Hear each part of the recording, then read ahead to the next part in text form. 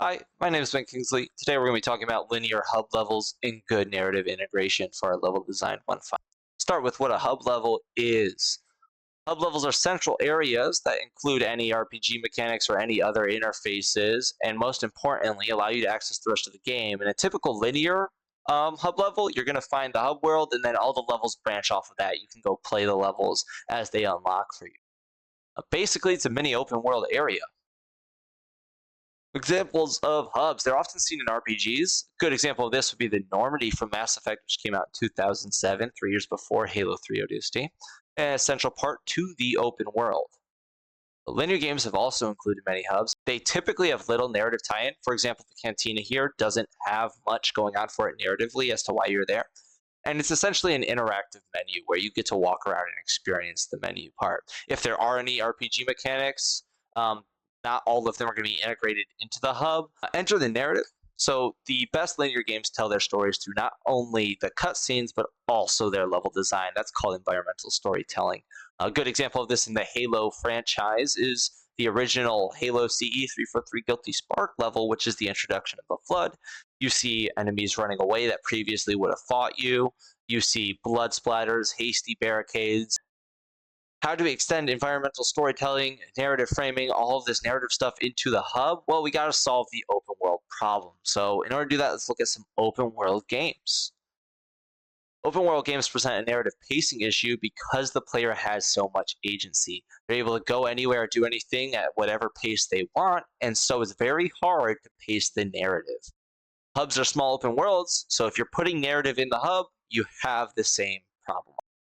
So how can you present narrative with any kind of pacing? Well, let's look at a failed example. The Legend of Zelda Breath of the Wild is critically acclaimed and rightfully so, but it has no narrative pacing within its sandbox design. You find the memories when you find them out of order, you don't understand a lot of the context, and wow, the story itself is comprehensive and amazing. Some of those emotional beats might fall on deaf ears.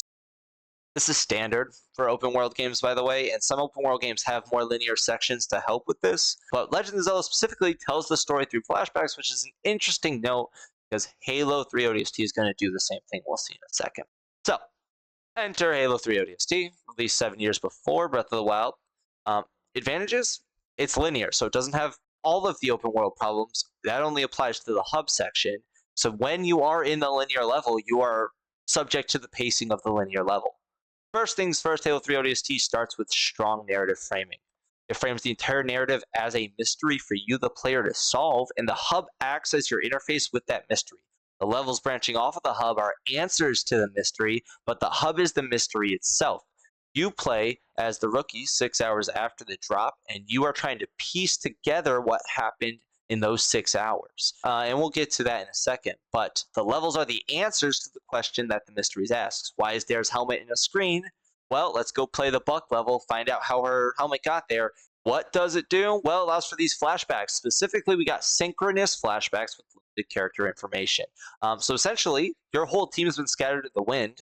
They link up occasionally throughout the levels, but as you're playing through the mystery and after you beat your first level, you're able to experience their different parts of the story in whatever order you like because their different parts of the story are happening synchronously in the past. Because their missions are synchronous and they have the same limited information, it doesn't matter that you played Mickey's level before Dutch's level because Mickey gets the same comms from Buck because Buck's a little ahead in the story anyway. Just like the Divine Beast in Breath of the Wild, you're able to go play those levels in any way, and there's no cohesion issue here. After playing through some of the original ones, things start to sync back up, and we'll look at how it takes care of that problem. But essentially what it's done is it's taken a linear narrative flow, and at one section here, let's say like around section 3 here, we get like that level, that hub in that split section where things are happening synchronously and it doesn't matter which order. That allows you to maintain the open world feel, it allows you to maintain the exploration, but it keeps the narrative together, cohesive, and well paced, right? It starts linear, point A to B. That first Buck mission is linear. The game tells you where to go in the hub. You go there, you do it. Opens up, boom. Now we've got all the synchronous levels. And then it returns to a linear format and the hub is discarded. Yes, as the game ramps up, the hub actually breaks down. The hub goes away.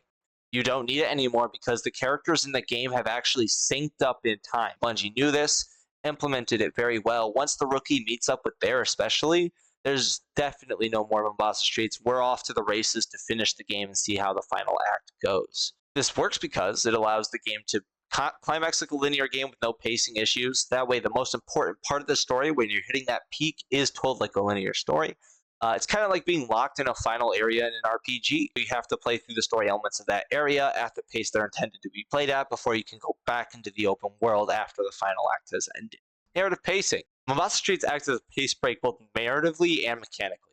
Narratively, there isn't much going on. You're just still trying to find pieces of the mystery, so you're able to take a break from all that information you just absorbed. There's fewer enemies, there's lots of traversal, so you got a lot of time to process what's going on, and there's some cool Easter eggs to add more to that open world element. The main levels are high action, encounter to encounter, arena after arena, that classic Halo style gameplay.